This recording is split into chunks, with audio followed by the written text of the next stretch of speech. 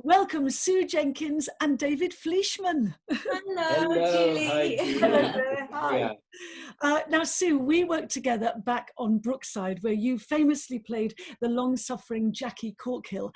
And David, after you finished filming Edge of Darkness, one of my favourite TV series ever, you joined the cast of Brookie too. You've both been in Coronation Street, Emmerdale, and just about every TV drama known to man. You've got 3 children together, all actors. You also both direct. And in fact, I gather that you're going to be the Not Going Out Club's new drama tutors. Tell me more about that. Lots of really exciting classes, workshops, seminars, relaxation exercises, everything that you can think of. Quizzes.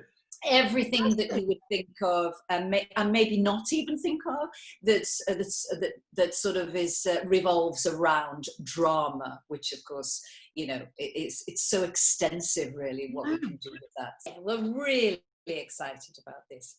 So in the future, when we can all get back on those ships again, we're going to be going on board to actually take on drama workshops.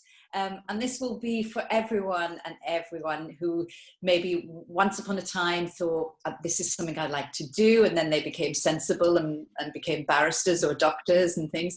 But it's literally across the board. I think we're going to make the lessons, well, classes and workshops appeal to everybody, aren't we? Well, this is something we do anyway. In between work in theatre and TV, we've got a sort of a family business run by our eldest daughter, Emily, the Actors Lab. Mm-hmm. And Sue and I are sort of we take the main master classes there. We always go in and do the tutoring.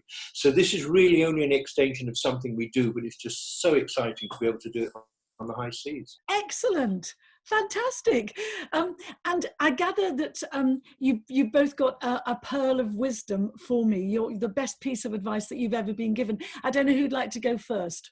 I'll go first. You go first. Yes, I gave this a lot of thought, and I was brought up by my father's second wife, stepmother, who was a very, very clever lady, and she often came out with pearls of wisdom that sort of stayed with me. But the one that stayed with me for a long time, not necessarily acted upon it, but it stayed with me. She said, "I can't afford to buy cheap."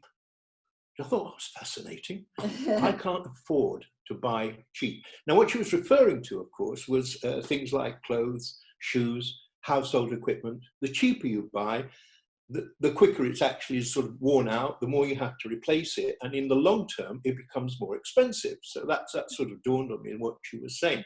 Now, of course, at the time, it didn't resonate as much as it resonates now, because, of course, then we didn't have the problem of the throwaway society that we've got at the moment, where everyone can buy as cheaply as possible anything they want, throw it away and replace it.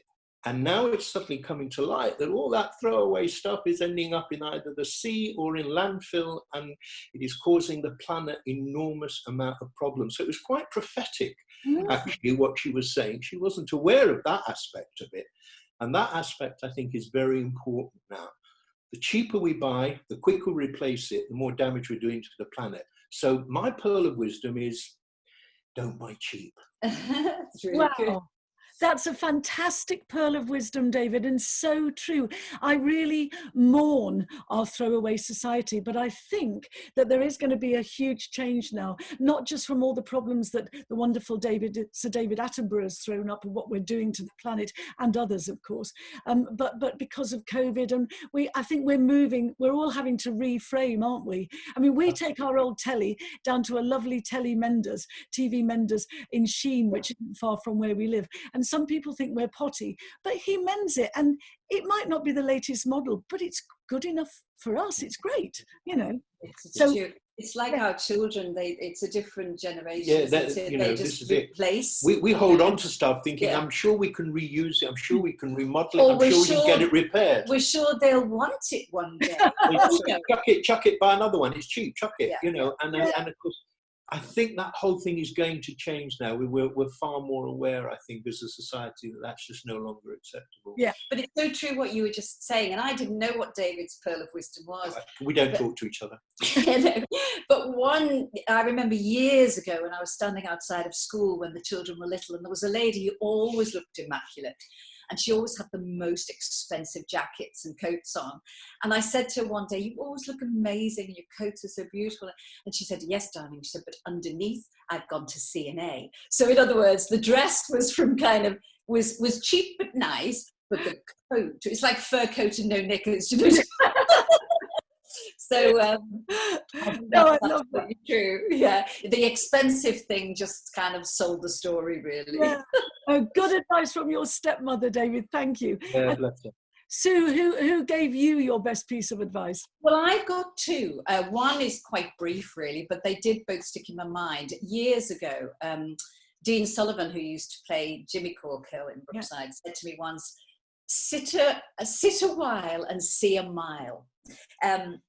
Because I think I've always been quite impulsive, and, you know, particularly on somebody else's behalf, I would get in there and fight somebody else's battles. And I really always had to try to stop myself doing that. But it's kind of in my nature to do that. And I'm never on the fence, never on the fence. And so he said one day, sit a while and see a mile. And I think if only I could do that, and I'm still trying. I think when I'm a grown up, I'll manage it, you know, but I'm trying to do that. So that is one. And I think it's very good advice if you can sit back and see the bigger picture before you launch in. Yeah. That would be very good. And the other thing is, our children about 5 years ago started to, and they're grown, of course, now, and they started to talk about giving up eating meat and dairy, and they became very environmentally aware. And they started to send us documentaries. And I said, you know, years ago, around about the age of 13, I did really want to give up meat because I've always been such an animal lover, really, really have. And I came from a generation where it was meat and 2 veg, and that's the way it was. And so we both used to say, oh, that's wonderful, but we don't think and then it was about 3 years ago, and I suddenly just stopped eating meat. And I've never had a morsel since. I eat fish, and although we scuba dive and we snorkel wherever we can, so I long to give up fish. That could be the next thing. And David, bless him, who's always been a meat eater, he knows that in the house we don't have meat, and he's gone along with it. So on the odd occasion, which isn't happening at all at the moment, we go out for a meal, he's allowed to have meat. I'm allowed the occasional meat. He's allowed to have meat. Which aboard the cruise on Saga, I did have a steak. Yes, he did. And I used to go, oh, eat it quickly, please. But what I would say is the pearls of wisdom are more than your love of animals. It is, if you look closely, certainly at the documentaries that the children have sent, it is about saving the planet. And I think there's nothing worse than somebody who's done something all of their lives and then start to preach. So I would never do that. But I do think they've been little pearls of wisdom, particularly from our own children, who we've spent all of our lives teaching them. And suddenly they did, to me, unlock a door to something that I'm really proud of, that I've done, and I wish I'd done sooner. No, do you know what made it land that particular time that you suddenly gave it up? Was there just a final tweak that did it, or was it was just sort of, it just landed and you woke up and thought, that's it? Do you know what's bizarre? I'd been starting to kind of go that way mentally. I was starting to think, really, am I really enjoying this? There's so many amazing meat replacements now. So it's so much earlier, and I take my hat off to everybody who did it in the 60s and 70s, because they just had to stop. Now we've got things that, for all the world, taste like meat. But getting back to the question, yes, we were actually having a meal, and I'd ordered lamb shank, and this huge lamb shank came, almost as if they'd forgotten to take the rest of the lamb away. It was so huge, and I started to eat it, and I just went, oh, I can't eat this. And David said, why is it not nice? I said, oh, it's wonderful. Did I finish it? Probably. Yeah. And I said, it's wonderful, but it's tasting like a little dead lamb to me. From that moment on, I've literally never touched any meat. You weaned yourself. First of all, it was red meat. Then actually, we had chicken for a while. Well, actually, no. What I did was, when I was poorly, all I wanted was chicken soup, because it's like Jewish penicillin, and so I did that, and then I would say, yes, you're right. I did have a little bit of chicken. And now you won't even look at chicken. I won't. No, nothing. And it's, as I say, I don't want to preach, because there's nothing worse, because for all of my life, really most of my life, I've eaten meat. But now I do look at cows in the fields and go, I don't eat you. It's a really good feeling. So it could be fish next. I hope not. So I do enjoy my meat. Yeah, I know. And a sort of tuna and jacket potato is a go-to. Do you know what I mean? But, yes, yeah. But we don't have much dairy. We don't drink any milk.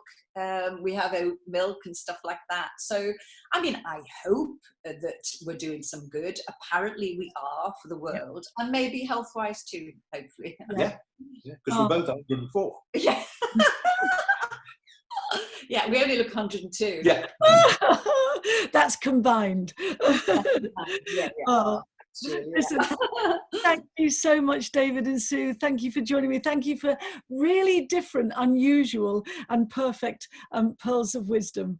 And and I've been toying with it for ages. So I was a vegetarian, and then Patrick, my hubby, loves meat, so I've gone back to. I don't eat lamb or beef or pork, but I do eat chicken. But I've been thinking just lately, maybe I can cut that out as well. So thank you for inspiring me. Oh, well, look at those meat replacements. They're amazing now. Do what I do. You know, don't have it at home, but when you go out, if we ever do go out again, when you go out, say, oh, I can have meat now.